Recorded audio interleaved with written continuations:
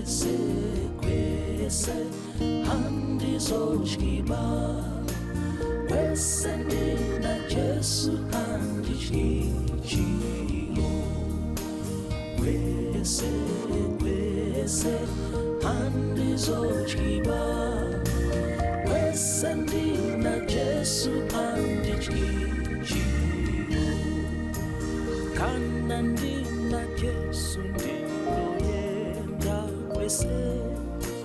ndoyenda kwese anotunganira kuti asipo handina rufaro kwese ndina Jesu handityiyo kwese handizotyiba kwese ndina Jesu handityiyo kwese handizotyiba kwese ndina Jesu handityiyo kana ndina Jesu handisiteka kana vamwe vandisiya aneni kana nzira izere matambudzo kuti Jesu aneni ndinofara kwese handizotyiba kwese ndina Jesu handityiyo kwese handizotyiba kwese ndina Jesu handityiyo kana ndina Jesu ndingagarapo kana dimbare pasira ndibata ndinoziva kuti achandibudza kwese ndina Jesu musha unofadza kwese handizotyiba kwese ndina Jesu handityiyo kwese handizotyiba kwese ndina Jesu handityiyo kwese handizotyiba kwese ndina Jesu handityiyo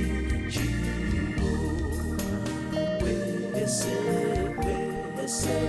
handizotyiba kwese ndina Jesu handityiyo.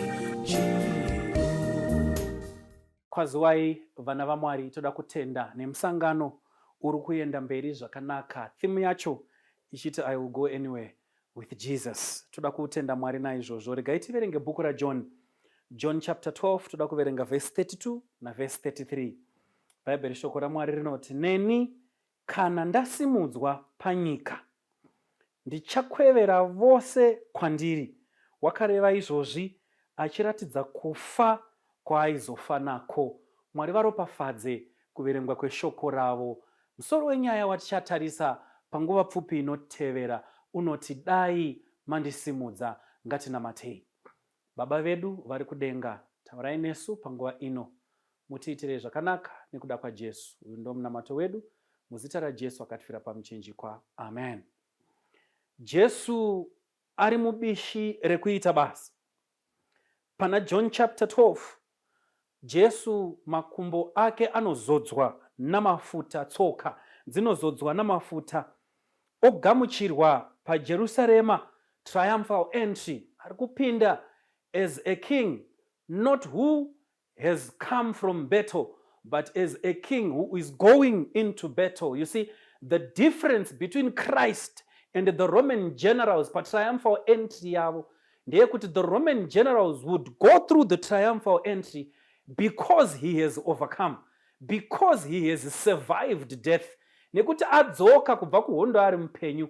But Jesu, as he is going through his triumphal entry, paari kuita kupinda kwake muJerusarema, it is not because he has escaped death, but it is because he is facing death. Saka Jesu anogamuchirwa muJerusarema. Jesu ovaudza zvorufu nokukudzwa kwake. Saka toda kuti tidzidze Jesu paari kutaura panapa achiti, kana inini ndichinge ndasimudzwa panyika, ndichakwevera vose kwandiri. Ari kureva mufiro waachaita. Saka muchaona kuti patinodzoka paverse 20, kunonzi pane vaGreek vakauya vachida kuona Jesu. Now the Greeks, vainzi they are the seekers of truth. Vainzi vanhu vane pfungwa dzinoda kutsvaka nekuziva chokwadi. They were always after the truth. And they were tactful when they were looking for the truth. If they would approach a crowd, they would think of how they could approach the crowd. And so vanotarisa pakati pavadzidzi vaJesu, vobva vanzwa kuti pane anonzi Philip, and Philip is a Greek name. And so they say now that Greek brother, we are one, anofanira kutiendesa kuna Kristu. But Philip does not know what to do. He is in the presence of Christ, but he does not know what to do. And so he looks for Andrew. Andrew, Simon Peter's brother, ndiye anochivatora oenda nevaGreek pamberi paKristu. Now, there is something peculiar about Andrew, Simon Peter's brother. Andrew had his own quiet way of bringing people to Christ. Mukaverenga pana John chapter 6, muchaona kuti vashaya kuti podyiwa chii. Andrew is the one who found the young boy nechingwa chake nehove dzake, and he brought that young boy to Christ. Study the life of Andrew. You will find that he had his own quiet, secretive way of bringing people to Christ. And God is calling for a people who can secretly go anywhere with Christ, but doing exploits for the Lord, doing great things for the Master. Havashambadzi, havadi kuonekwa, havauyi pachena, vanoita havo chinyararire sekunga havana chavari kuita. Kana vakauya kuchechi vanenge vakagara so, but vatsvage pakati pevhiki. They are busy preparing and cooking food for the homeless, busy buying blankets and all that for the homeless, but they never take screenshots or videos. They do it quietly. Andrew, Simon Peter's brother, that's the kind of a man he was. Saka anotora vanhu achienda navo kuna Jesu. And the church today must have many of these who secretly work for the Lord, who don't publish their acts of kindness.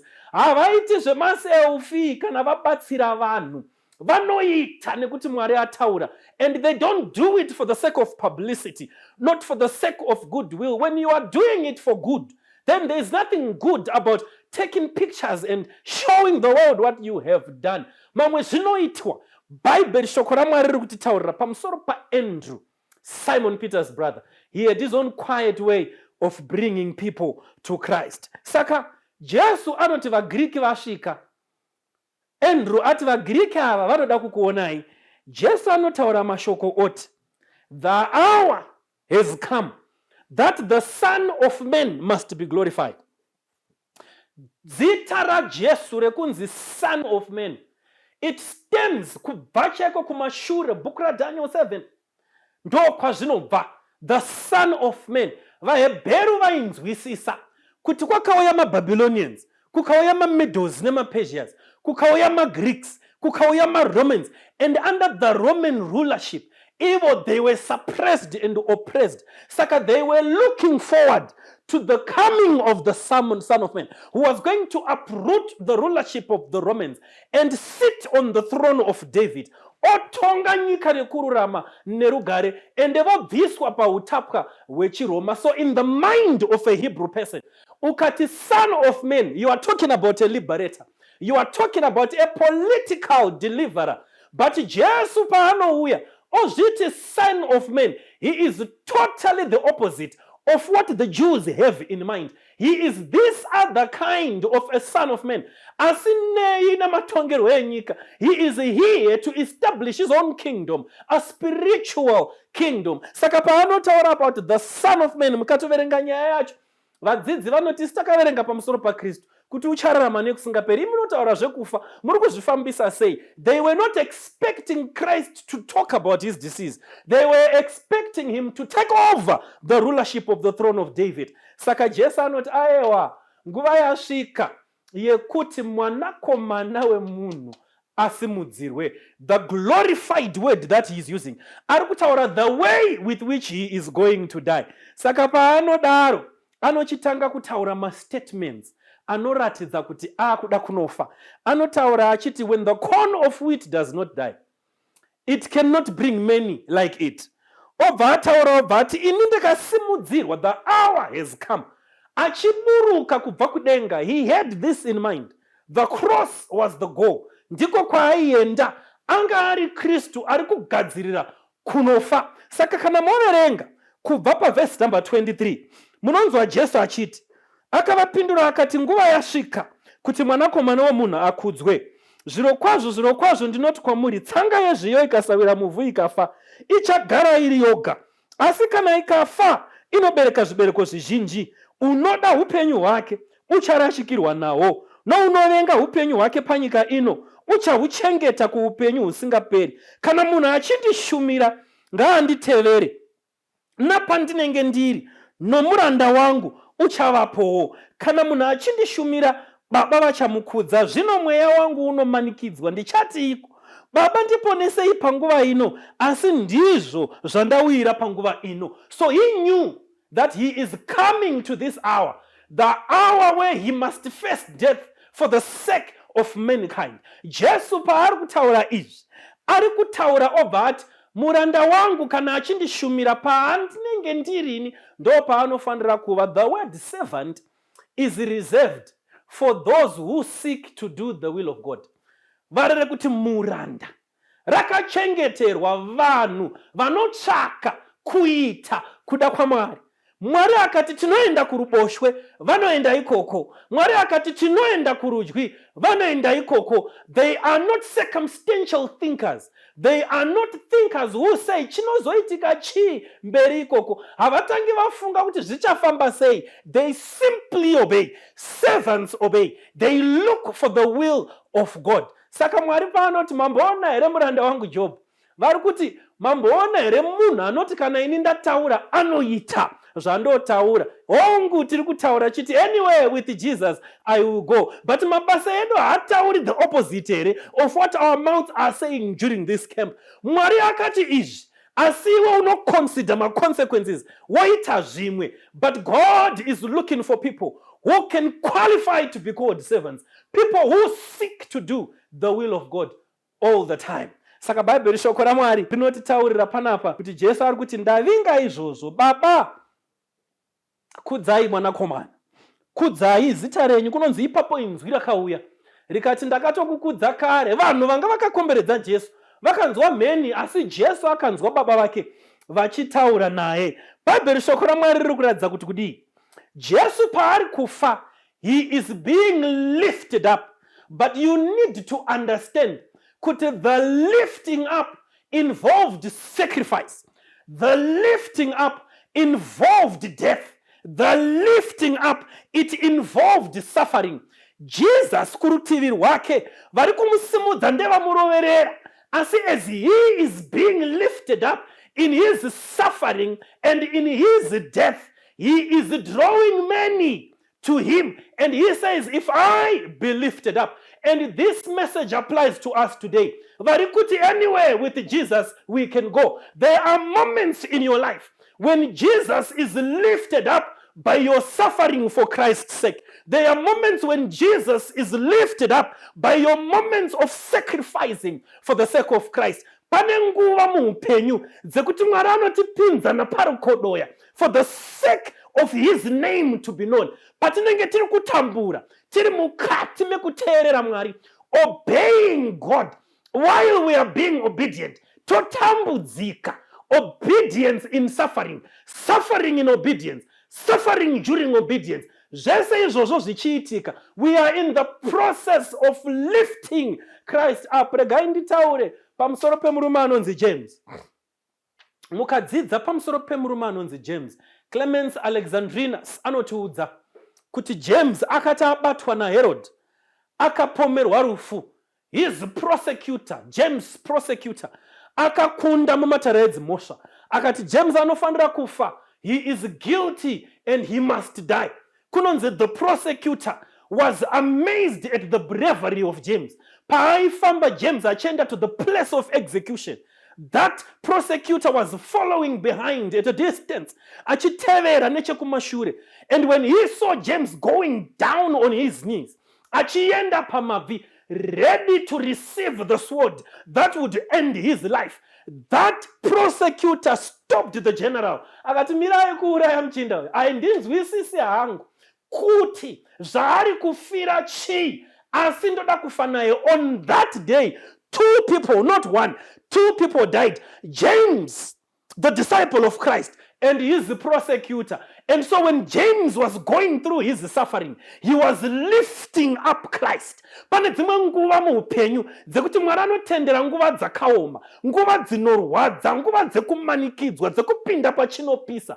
At when you go through that process and you don't give up, you go through that process and you don't quit, you are lifting up Christ. Asi kuna umwe munhu anoti Mwari amuisa pakadara anotiza, Jesu ari kuti aiwa muKristu, Dai Mandisimudzira, ndaigona kukwevera vazhinji kwamuri. You follow the Bible. Munodzidza pamusoro paPaul. Dzidzai pabhuku rake rinonzi Life Sketches of Paul. Munonzwa kuti not long after Paul had given his life by a sword, many sealed their faith with their blood. Saka rufu rwa Paulo rwakakwevera vazhinji. As Tertullian said, the blood of a martyr is seed. Ukauraya 1, 10 will rise in his stead. Saka Bible shoko raMwari riri kutidzidzisa kuti there is another way of lifting up Christ. Yes, tinogona kuita ma-efforts. Yes, tinogona kushandisa social media. But the practical aspect of lifting up Christ is when you go through trials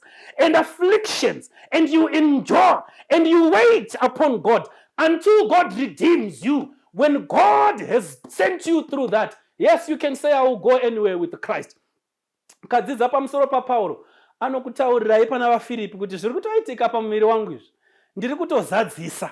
Regai tiverenge kuna vaFiripi, tinzwe Paulo achitaura achipupura nemuromo wake. Regai tiverenge kuna vaFiripi, tinzwe Paulo achitaura. Chapter 1 toda kuverenga verse 12 kusvika paverse 14.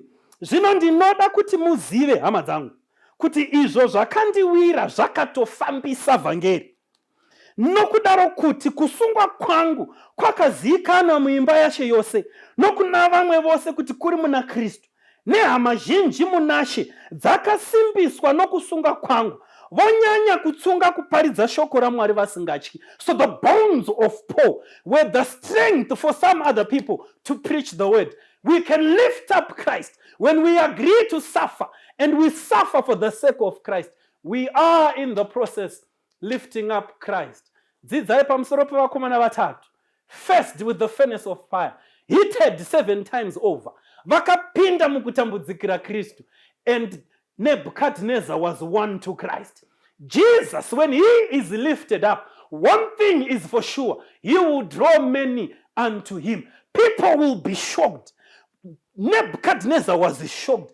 Kuti ava varume ava vanoita chivindi chekupinda mumoto, who are they? And when Christ was seen standing with the 3 Hebrew men, akaonekwa. Nebuchadnezzar wrote the 4th chapter of the book of Daniel achibvuma kuti kudenga ndo kuna Mwari, musanamata zvimwe zvimwari. Dzidzai pana Daniel chapter 6.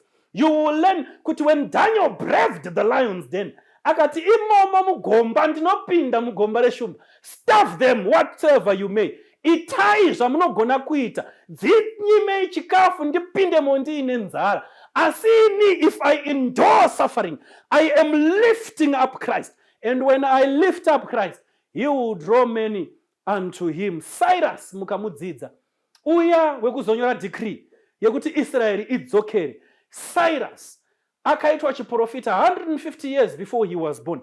but paari kuuya akanzwa the story of Daniel in the lion's den. Akanzi, iwe murume uyu ndeupi? Zvikanzi, this is Daniel. And Daniel told him, you have a mission, Cyrus. Mwari iwe wakakuona kare usati waberekwa. You must set Israel free. They must go back to their homeland. And Christ was lifted up when Daniel went into the lion's den. Mwari ari kutsvaga maKristu anoti kwese ndina Jesu ndinoenda. Ringava dambudziko ripi, ndinopinda. Kushaya mwana here, ndinoenda. Kushayiwa mabasa here, ndinopinda. Inzvimbo dzechikoro dzanetsa here, ndinopinda. Utano hwapera, asi kwese ndina Jesu ndinoenda. Whatsoever challenge he may allow kuti chiuye muupenyu hwangu, I will lift up Christ through my suffering. There are moments in your life when you endure affliction, you are actually lifting up Christ. Lifting up Christ can involve even suffering. Lifting up Christ can even involve the loss of life. The story is told of certain 40 mighty men. Vanobvunziwa kuti imimi muri serious here nechikristu chenyu. Voti aiwa isusu tiri serious nechikristu chedu. Vobva vanzi aiwa varume, if you are serious nechikristu chenyu, this is what we are going to do. Handei pamhenderekedzo dzegungwa. Vakanzi, each of you carry a dry log to start a fire with. Ndobva vasvika paya vakanzi, gadzirai moto, batidzai moto. Ndobva vabatidza moto varume vaya 40 mighty men of God. Vabatidza moto vakanzi, aiwa dziyai moto, dziyai moto. And they were there warming themselves up by the fireside for an hour plus. General Avando was right, gentlemen, you now know how warm being around a fire can feel. If you are serious about your Christ, take off your clothes and step into the cold ocean waters. One by one, vakatanga kubvisa zvavanga vakapfeka. And they stepped into the ice cold waters of the ocean. Zvikanzi, masvika ikoko, asingachadi mwari wake anongodzoka. Just come back and warm yourselves up. You don't need to say anything. Just come. Saka vakaungana vari 40 and they began to heat themselves up. Vakaungana vari 40 vachiimba, 40 mighty men of God. We will be true to God till death. And as they were singing, one of them pulled out. He could not do it anymore. And he went to the side of the fire and he began to warm himself up. And when the 39 realized, ai, pane abva, vakati tinoramba tichiimba, but they now began to sing 39 mighty men of God. 39 mighty men of God. And they were saying, we can go anywhere with Christ, even if it means to death, even if it means martyrdom. We will go anywhere with Christ. 39 mighty men of God. We will be true to God till death. One of the army general soldiers, akaramba akavatarisa varume vaya vari 39. One by one, they were drying up, vachifa nechando. He removed his uniform, saluted his general, and he said, I don't know why those men are dying, but something special is with them. They have something special with them. They may not have time to teach me now, but I'm going to die with them. And so he stepped into the ice cold waters of the ocean. And when he got there, Vamwachorvaka realized, and they began to say, 40 mighty men of God. And they froze to death. Vakaungana vari 40. Kupinda mukati medambudziko. Woramba urimo wakamirira Mwari is one efficient way of lifting up Christ. And when he has been lifted, he will draw many unto himself. William Tyndale, we know him. Vanoita church history. William Tyndale is one of the people who died for the cause of truth. Akati, I will translate the Bible from the Greek to the English until even the cowboy is able to read the Bible while herding cattle. Vakamuta Ajitik, the king of England, will not allow you to do that. The day he was burnt at stake, these were his last words. Oh Lord, open the eyes of the king of England. And today we have English Bibles in our hands, English Bibles in our phones, in our iPads. It is because of William Tyndale, who said, I will endure my suffering and many will be drawn. So he lifted up Christ, and the land of England had a Bible in every school, a Bible in every church, but all that was dependent on the blood of William Tyndale. Mwari ari kutsvaga maKristu who don't run away from challenges, who don't run away from problems. Because when God is putting you there, number one, it's for your own good. Afflictions are like tools in the hands of God to furnish and prepare you for the heavenly Ghana. But point number two, you are lifting up Christ. Follow all the heroes in the Bible who stood for what they believed. Abraham chai kuenda pa gomo re Moria na Isaac. He was preaching to the unfallen world. They did not understand kuti Mwari ari kuronga kudii, kuti achaendesa mwanakomana wake kuti aende kunofira vanhu. What kind of a plan is that? And God said, mirai ndikuratidzei zvandinoda kuita. And so he called Abraham and he said, Abraham, enda kugomo randichakuratidza, ndoda Isaac afire ipapo. And so when Abraham was doing that, he was preaching to the unfallen worlds. The angels did not understand kuti chii chiri kuitika until Abraham's hand was held by God before he killed Isaac. And the unfallen worlds and the angels said, now we understand what the plan of salvation is. There are moments in this life, Mwari paanotitendera kuenda parukodoya, to the glory of his name. Romans 8:17 inoti tikatambudzika naye tichasimudzirwa pamwe chete naye. Ndo zvinotaura shoko raMwari. Mukaverenga zvakanaka, Bible rinotisimbisa kuti aiwa kana tiri mumatambudziko atifaniri kutya. We will be strengthened in the power of the Lord. We are actually lifting up Christ. Going anywhere can also mean going through any kind of trouble for the sake of Christ. It can also mean that saka Jesu anobva azotaura obva azoti iye pana John chapter 12 obva ati uyo anoda kuchengeta upenyu hwake acharasikirwa nawo, asi uyo asina hanya neupenyu hwake achahuwana. What was Jesus saying? He was saying, Dai Mandisimudzira, imi mukoma ndakuonai magara nguva refu musingawa musati mawana basa. I know makapasa zvakanaka, but Dai Mandisimudzira, chimbomirai kubvisa chiwoko muhomwe mupinde mukati medambudziko iri until I redeem you.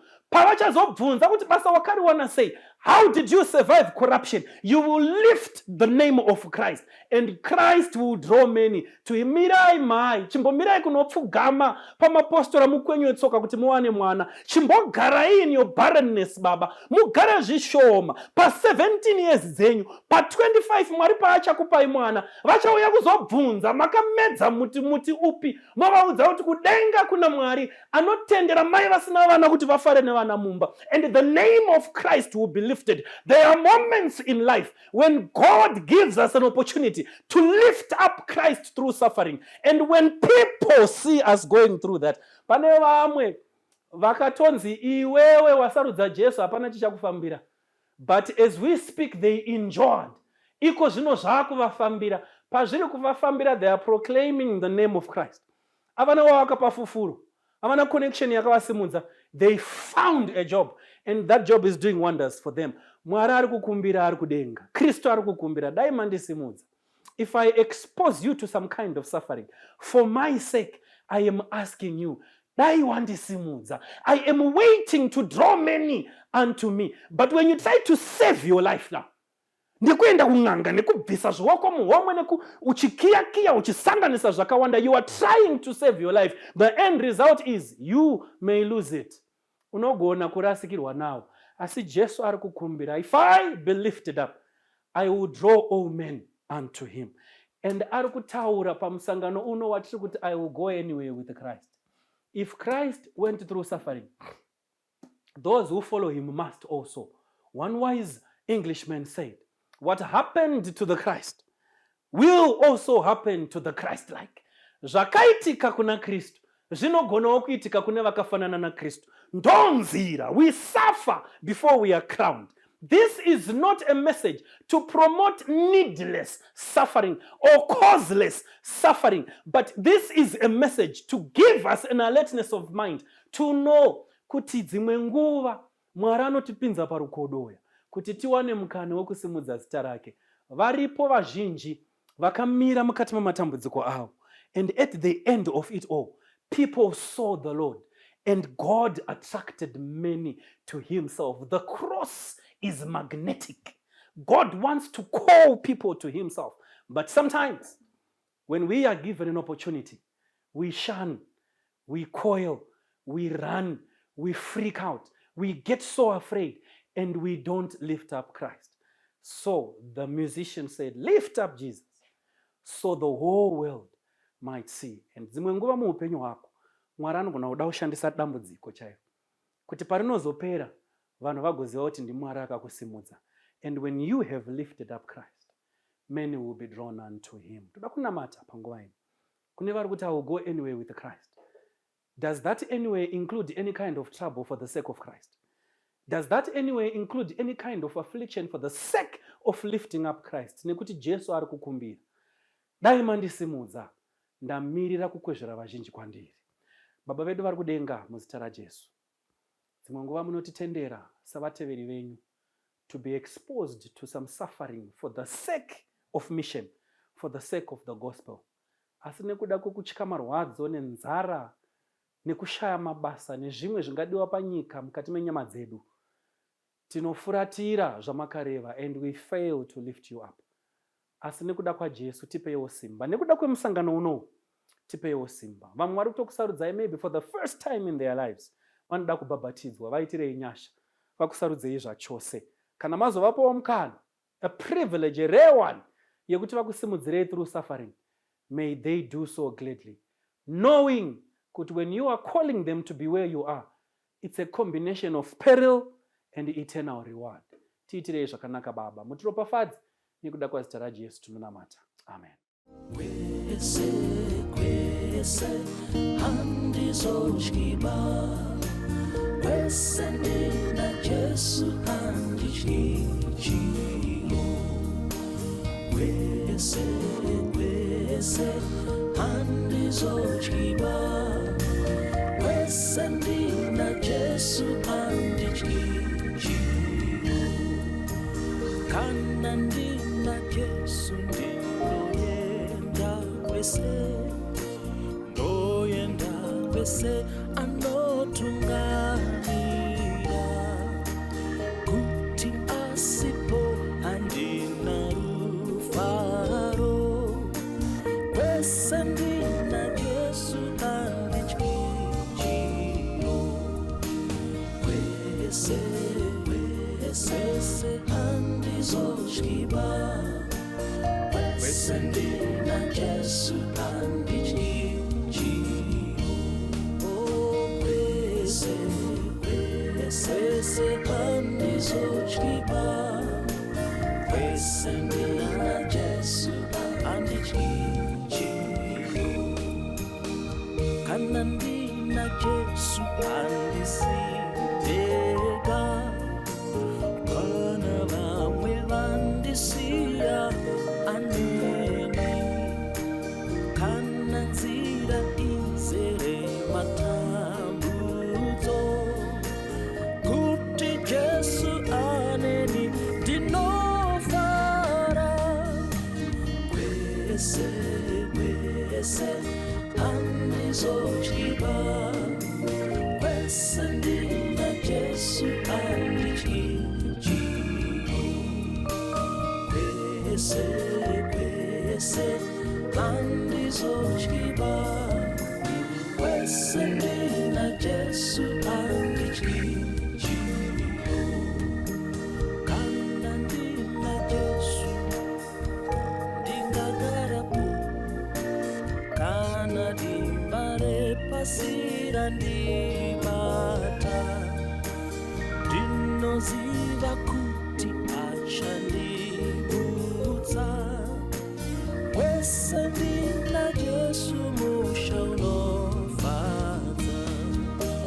Kwese, kwese, handizotyiba. Kwese ndina Jesu handityityiyo. Kwese, kwese, handizotyiba. Kwese ndina Jesu handityityiyo. Kwese, kwese, handizotyiba. Kwese ndina Jesu handityityiyo. Kwese, kwese, handizotyiba. zozviba kwese